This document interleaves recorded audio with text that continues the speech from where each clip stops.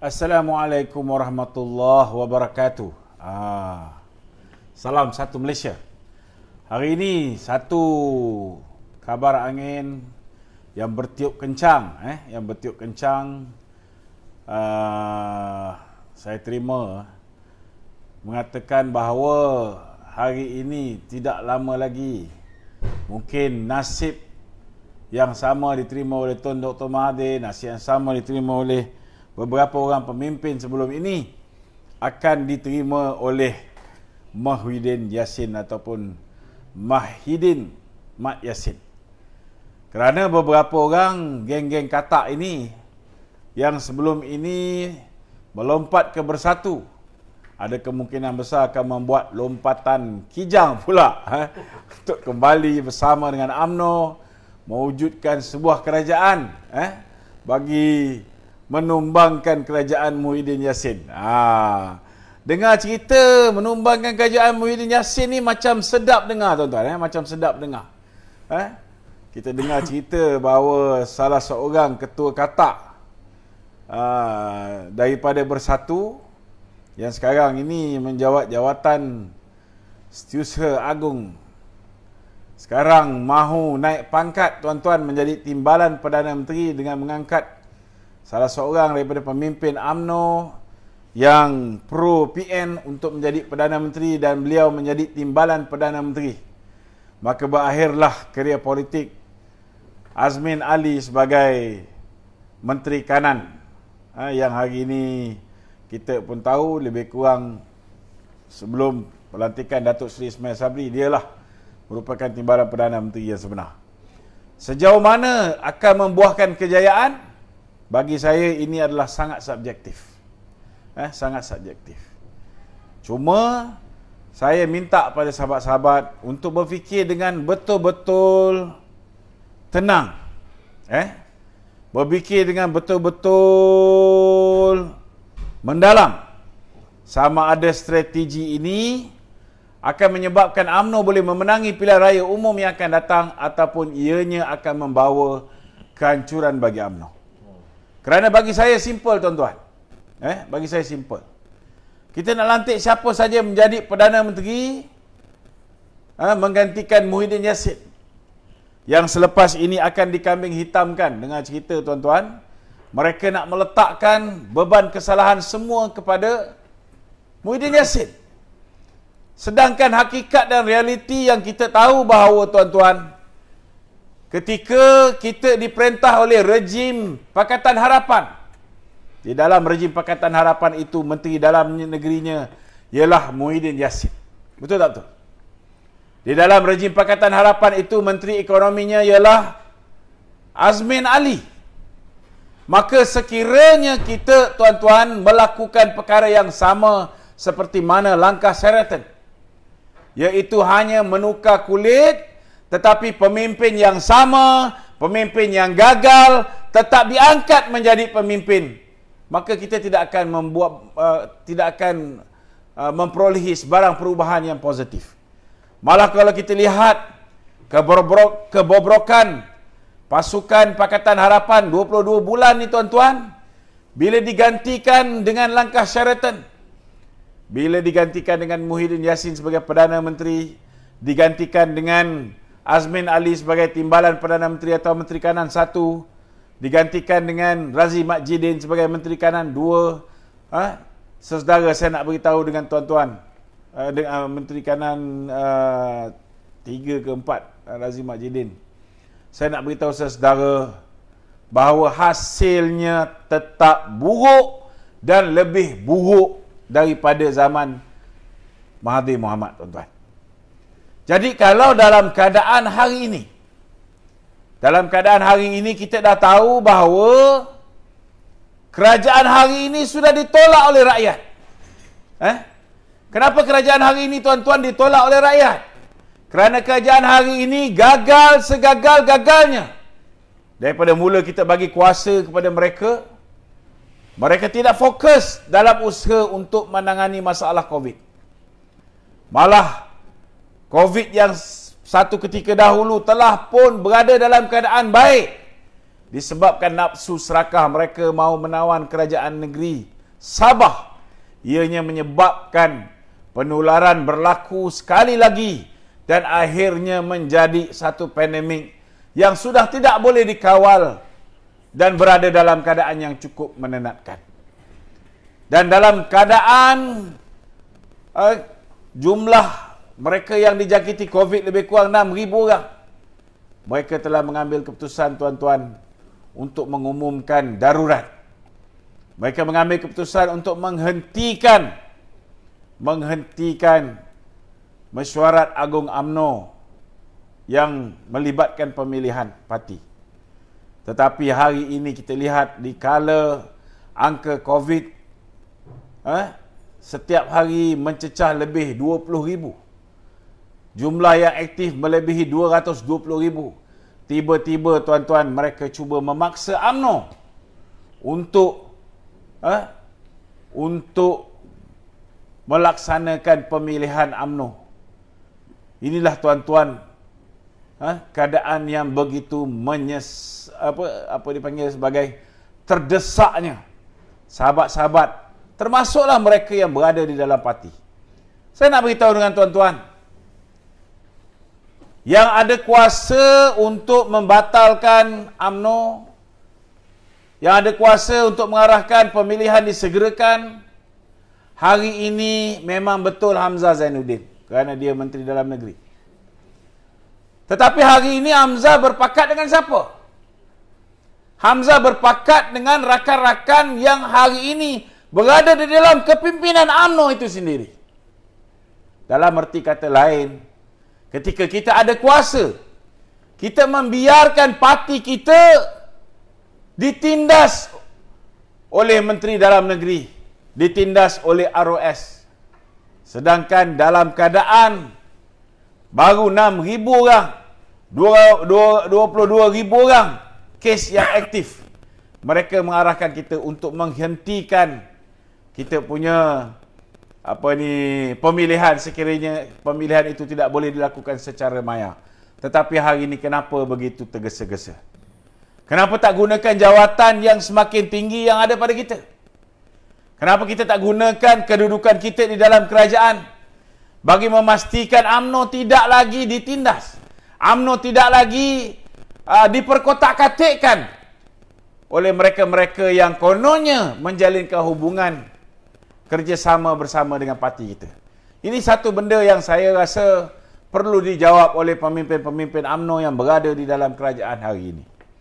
Tuan-tuan dan puan-puan yang saya hormati sekalian, hari ini mereka yang nak menjatuhkan Muhyiddin Yassin bukan lagi pemimpin-pemimpin UMNO seperti Datuk Seri Zahid Hamidi, seperti Datuk Seri Najib Tun Razak, seperti ramai lagi pemimpin-pemimpin lebih kurang 13 orang yang telah menyatakan pendirian mereka tidak lagi menyokong Muhyiddin Yassin. Dan dengan kenyataan yang dikeluarkan oleh Datuk Seri Ismail Sabri ketika beliau mengumumkan bahawa ada 32 orang ahli parlimen daripada Barisan Nasional masih memberikan sokongan padu kepada Muhyiddin Yassin sebagai Perdana Menteri. Ini jelas menunjukkan bahawa beliau mengakui bahawa Muhyiddin yang sebelum ini diangkat dengan hanya 114 kursi telah pun kehilangan lebih kurang tuan-tuan, lebih kurang 12 hingga ke 13 orang ahli parlimen. Dalam erti kata lain, hari ini terima kasih Datuk Seri Ismail Sabri kerana mengakui bahawa Muhyiddin sudah kehilangan majoriti di parlimen. Jadi apa lagi yang kita tunggu? Nak kena tunggu sampai bulan 9. Apa yang perlu kita lakukan? Nak menunggu lebih ramai orang mati, lebih ramai rakyat terseksa akibat daripada polisi bodoh Muhyiddin Yassin dalam usaha untuk mengekang wabak COVID-19. Hari ini, saudara, kita lihat makin hari makin dahsyat kesukaran rakyat untuk memperolehi ubat-ubat yang boleh membantu mengatasi masalah COVID-19 ini semakin sukar. Dan keadaan hospital-hospital yang kekurangan barangan-barangan asas untuk melayani mereka-mereka yang dijangkiti wabak COVID-19 juga berada dalam keadaan yang cukup membimbangkan. Tuan-tuan, ini semua berlaku dalam keadaan hakikat dan realitinya mereka cuba untuk mengelakkan rakyat daripada mendapat ubat-ubatan ini. Mereka cuba untuk memastikan bahawa ubat seperti ivermectin tidak lagi dapat diimport, tidak lagi dapat dibeli. Sedangkan hari ini satu tamparan hebat kena stepek kat muka Dr. Noor Hisham, tuan-tuan, apabila Pfizer mengumumkan bahawa mereka juga akan menghasilkan ivermectin. Apa nak jadi, tuan-tuan? Pfizer yang diagung-agungkan sebagai pengeluar vaksin hari ini mengumumkan bahawa mereka juga akan menghasilkan ivermectin. Seperti mana kerajaan Indonesia menghasilkan ivermectin untuk membantu masalah rakyatnya yang berhadapan dengan COVID-19, bagi mengurangkan kadar mereka yang dijangkiti, begitu juga dengan mereka yang tewas ataupun meninggal dunia akibat daripada dijangkiti oleh COVID-19.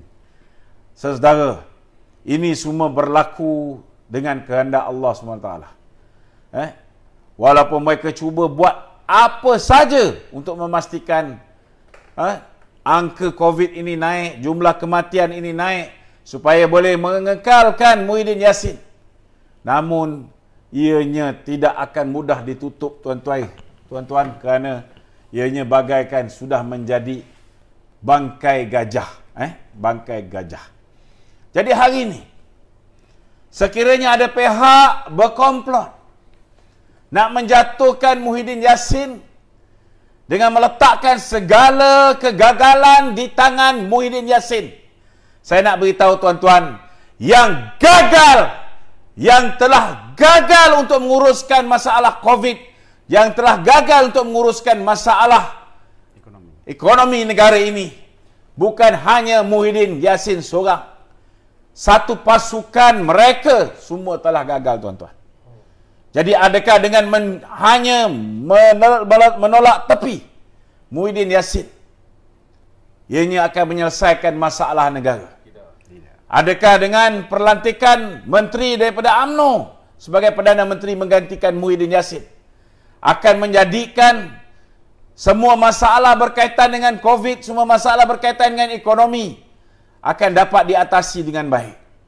Adakah dengan mengangkat Hamzah Zainuddin sebagai timbalan Perdana Menteri contohnya akan menyebabkan negara ini dapat ditadbir dengan baik? Saudara, selagi ianya ditadbir oleh mereka-mereka yang telah menyumbang kepada kegagalan, baik semenjak zaman Tun Dr. Mahathir menjadi Perdana Menteri, baik semenjak zaman Muhyiddin Yassin menjadi Perdana Menteri, saudara, kita tukar macam mana pun pemimpin-pemimpin ini, saudara, hasilnya tetap sama. Mereka tetap akan gagal kerana mereka tidak mempunyai imajinasi, mereka tidak mempunyai kreativiti, mereka tidak mempunyai kaedah, cara, polisi yang betul untuk memastikan bahawa masalah COVID ini dapat kita atasi, tuan-tuan. Saudara, ini belum lagi bagaimana kita nak memulihkan ekonomi rakyat. Ekonomi rakyat hari ini berada dalam keadaan parah. Rakyat sudah 1 tahun lebih dikurung. Tidak boleh cari makan dengan sempurna, tuan-tuan. Ada yang kehilangan pekerjaan. Ada yang bawa teksi. Ada yang bawa Grab. Hancur lebur kehidupan mereka. Ada yang bawa bas sekolah. Hancur. Tukang gunting. Macam-macam tukang, tuan-tuan. Hari ini sudah jadi belukang. Hari ini sudah tak mampu lagi meneruskan kehidupan. Duit yang mereka pinjam dengan Allah, duit yang mereka korek daripada tabung KWSP, daripada Aisina, habis semua melingkup, digunakan untuk dijadikan modal. Akhirnya kita punya ekonomi ditutup, tuan-tuan. Saudara, hari ini rakyat menuntut supaya satu perubahan dilakukan. Perubahan, kalau setakat perubahan menukar pemimpin kerajaan, tetapi kerajaan yang sama, kerajaan yang gagal diangkat, tuan-tuan. Maka saya nak beritahu tuan-tuan, walaupun Perdana Menterinya datang daripada UMNO, walaupun timbalan Perdana Menterinya datang daripada Bersatu, bertukar kedudukan. Sebelum ini Bersatu Perdana Menteri, digantikan pula UMNO Perdana Menteri. Sebelum ini timbalannya daripada UMNO, hari ini timbalannya nak digantikan dengan PPBM pula. Saudara, gagal tetap akan gagal. Dan sekiranya dalam tempoh, contohnya 6 hingga 1 tahun ini, kalau diletak pemimpin daripada UMNO untuk menjadi pemimpin negara ini, tuan-tuan, bergandengan dengan Hamzah Zainuddin, contohnya, daripada Bersatu, maka tuan-tuan, sekiranya pemimpin yang diangkat itu tidak mempunyai kekuatan untuk memulihkan ekonomi rakyat, kekuatan untuk memulihkan ekonomi negara, untuk diversify our source of income ataupun memperbagaikan sumber pendapatan, untuk memastikan bursa saham Kuala Lumpur kembali kuat, untuk memastikan nilai ringgit kembali kukuh, untuk memastikan hubungan diplomatik dan hubungan antarabangsa kita kembali berada on the right track. Saudara, tanpa pemimpin yang betul-betul ada karisma, pemimpin yang betul-betul ada apa yang dipanggil sebagai aura, yang mampu meyakinkan masyarakat, baik di peringkat antarabangsa atau dalam negara, tuan-tuan, belum tentu kita akan berhadapan dengan kejayaan. Dan sekiranya dalam tempoh ini, dalam tempoh 6 bulan hingga 1 tahun ini, pemimpin yang memimpin negara ini datangnya daripada UMNO, dan pemimpin ini gagal membuahkan kecemerlangan dari segi sudut ekonomi, memulihkan kembali ekonomi kita, memulihkan kembali ekonomi rakyat, memastikan rakyat yang selama hari ini telah dibunuh ekonominya dapat kita selamatkan sedikit demi sedikit, sehingga mereka boleh bernafas balik, boleh kembali meraih keuntungan setelah rugi teruk sepanjang zaman pemerintahan Muhyiddin Yassin.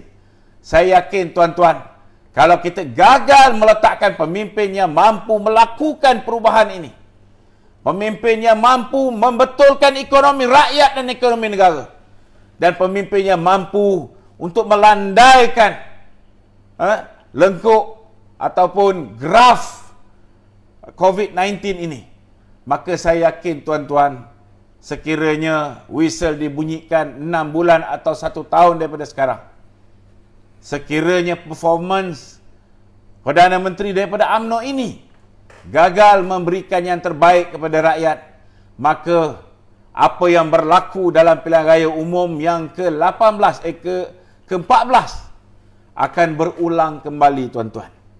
Rakyat akan menggunakan pilihan raya umum yang ke-15 akan datang untuk menghukum UMNO, untuk meletakkan segala beban kesalahan kepada kepimpinan UMNO yang gagal untuk mengatasi masalah ekonomi dan mengatasi masalah COVID-19 ini. Itu sebabnya, saudara, saya yakin hari ini pendirian UMNO yang telah diputuskan oleh Datuk Seri Presiden UMNO dan juga rakan-rakan MT serta Perhimpunan Agung UMNO 2020 adalah keputusan terbaik. Kenapa saya katakan keputusan terbaik? Keputusan terbaik hari ini ialah to disassociate ourselves, adalah untuk kita menjarakkan diri kita daripada kerajaan yang gagal ini. Kerana banyak nasihat-nasihat yang diberikan baik oleh Datuk Seri Najib, baik oleh pemimpin-pemimpin pemuda UMNO, kebanyakannya gagal ditunaikan oleh kerajaan hari ini. Gagal ditunaikan oleh kerajaan yang dipimpin oleh Muhyiddin Yassin. Dan kita, kalau kita mengambil alih sekalipun daripada Muhyiddin, tetapi kita mengekalkan semua orang-orang lama semenjak daripada zaman Pakatan Harapan ke Perikatan Nasional, dikekalkan di dalam kabinet-kabinet walaupun dipimpin oleh pemimpin UMNO. Saya yakin, tuan-tuan, akhirnya kebencian rakyat kepada Pakatan Harapan, kebencian rakyat kepada Perikatan Nasional akhirnya akan bertukar kebencian rakyat kepada Barisan Nasional. Ini amat-amat menakutkan. Itu sebabnya cara terbaik hari ini ialah kita merayu kepada 42 orang ahli parlimen daripada Barisan Nasional. Tumpukan perhatian, ikutlah keputusan parti. Tarik diri daripada kerajaan Perikatan Nasional. Kita turunkan Muhyiddin Yassin. Kerana apabila sudah lebih 10 orang, 13 orang ini, sepatutnya bila-bila masa ke bawah Duli Yang Maha Mulia Seri Paduka Baginda Pertuan Agong boleh memanggil Muhyiddin untuk meminta beliau, mengesahkan beliau masih mempunyai 114 kerusi seperti mana yang dinyatakan. Kalau Datuk Seri Ismail Sabri sendiri mengesahkan bahawa hanya 32 orang, itu pun 22 orang yang hadir dan lagi 10 tak dapat hadir tapi menyokong kononnya. Kita tak apalah, kita percaya. Tetapi bila mana daripada 42 orang daripada BN, lebih daripada 10 sudah tidak lagi bersama dengan Muhyiddin. Apa maknanya tuan-tuan? Maknanya jelas lagi bersuluh. Timbalan Perdana Menteri juga mengesahkan bahawa Muhyiddin telah kehilangan majoriti di Parlimen. Maka bila dah hilang majoriti di Parlimen, tidak perlu tuanku untuk menunggu sehingga September. Sehingga melihat lebih ramai lagi mati tuanku. Lebih ramai lagi rakyat teraniaya dengan polisi bodoh ekonomi Perikatan Nasional ini. Maka Patik dan rakan-rakan merayu kepada kebawah Duli tuanku, segerakan pemanggilan Perdana Menteri yang telah kehilangan majoriti ini. Dapatkan pembuktian bahawa dia benar-benar telah kehilangan majoriti. Dan selepas itu terserah kepada kebijaksanaan dan budi bicara tuanku dan raja-raja Melayu. Sama ada untuk membubarkan Parlimen. Parlimen boleh dibubarkan dan tidak semestinya Parlimen itu perlu diadakan pilihan raya dalam tempoh 60 hari. Kalau sebelum ini kita boleh mengisytiharkan darurat, tetapi darurat dipimpin oleh pemimpin-pemimpin politik yang masih menjadi ahli Parlimen. Maka kenapa tidak kita cuba? Kita boleh cuba, tak ada masalah. Sekiranya untuk menghentikan segala perbalahan politik, menghentikan segala adu domba, menghentikan segala mengomplot, menghentikan segala cubaan rampasan kuasa, segala cubaan rampasan kerajaan. Apa salahnya kalau bila mana Perdana Menteri yang lama, iaitu Muhyiddin Yassin, sudah kehilangan majoriti? Orang yang berangan nak jadi Perdana Menteri pun tidak mempunyai majoriti yang kukuh untuk kekal menjadi Perdana Menteri yang baru. Maka cara yang terbaik tuanku ialah dengan membubarkan Parlimen. Bila Parlimen dibubarkan, darurat tetap boleh dibuat dengan kaedah baru, tanpa perlu melakukan perkara-perkara yang dilakukan oleh pemimpin-pemimpin daripada Bersatu sebelum ini. Kita boleh buat darurat, tapi tidak perlu kita mengikat ekonomi rakyat seperti mana sekarang. Kita boleh buat darurat, tetapi fokus darurat ialah memastikan bahawa kita boleh pastikan angka COVID ini turun. Bukan angka ini dibiarkan naik supaya pihak tertentu boleh mengekalkan kedudukan dia sebagai Perdana Menteri dengan menggunakan darurat. Darurat tak ada masalah. Nak prorok pun tak ada masalah. Kalau kita nak letakkan sebuah kerajaan ataupun caretaker government ataupun interim prime minister, walaupun tidak ada di dalam perlembagaan, kita yakin sekiranya tuanku membubarkan Parlimen, tuanku kita akan berikan kuasa yang seluas-luasnya untuk menentukan sama ada dalam tempoh 6 bulan daripada sekarang, barulah kita mengadakan pilihan raya umum, ataupun masa yang difikirkan sesuai oleh kerajaan tuanku. Tuanku boleh pilihlah, sama ada tuanku nak meletakkan kaki tangan awam, nak meletakkan sesiapa saja untuk menjadi caretaker government ataupun interim prime minister ataupun apa saja nama yang nak dipergunakan. Tetapi yang paling penting tuanku, kita perlu hentikan perbalahan pemimpin-pemimpin politik ini hari ini dengan menyabut nyawa mereka sebagai ahli parlimen, iaitu dengan membubarkan parlimen. Jika parlimen dibubarkan, tidak ada orang lagi yang menjadi ahli parlimen. Tidak ada lagi orang menjual diri mereka. Tidak ada lagi katak si katak lompat. Tidak ada lagi mereka yang berkomplot sana, berkomplot sini, berebut itu, berebut ini. Maka kerajaan tuanku, yang tuanku mungkin lantik sementara untuk mengatasi masalah COVID ini, untuk mengatasi sedikit masalah rakyat ini, sebelum kita mengadakan pilihan raya umum yang ke-15. Maka itulah masa yang terbaik tuanku untuk kerajaan sementara ini benar-benar fokus mengatasi masalah COVID dan mengatasi masalah ekonomi rakyat. Tak kiralah tuanku nak lantik seorang daripada setiap parti, atau nak lantik golongan profesional, atau nak lantik kaki tangan awam bagi menjaga negara dalam tempoh 6 bulan ini, terpulang kepada budi bicara tuanku. Itu yang Patik nak persembahkan pada malam ini. Patik rasa dah cukup lah. Dan Patik mengharapkan rakyat Malaysia selepas Kebawah Duli Tuanku dan Raja-Raja Melayu membuat keputusan, kita memberikan sokongan padu sehinggalah masalah wabak COVID-19 ini dan juga masalah ekonomi rakyat ini dapat benar-benar diatasi oleh mereka yang benar-benar mahu membawa perubahan, mahu menyelesaikan masalah, bukan mereka yang mahu mengambil kesempatan mencari keuntungan, serta mencari apa yang dipanggil sebagai habuan. Dikala rakyat hari ini menderita, tidak boleh hidup dengan sempurna, berhadapan dengan masalah COVID yang kian mengancam dengan varian-varian baru yang lebih berbahaya. Jadi kita doakan semoga Kebawah Duli Tuanku dan Raja-Raja Melayu dapat diberikan petunjuk oleh Allah SWT dan dapat diberikan ketenangan selepas ini, selepas dibubarkan parlimen, untuk memastikan bahawa usaha menyelamatkan rakyat, ekonomi rakyat dan ekonomi negara dapat diatasi dan dibuat dengan cara yang paling baik insya-Allah.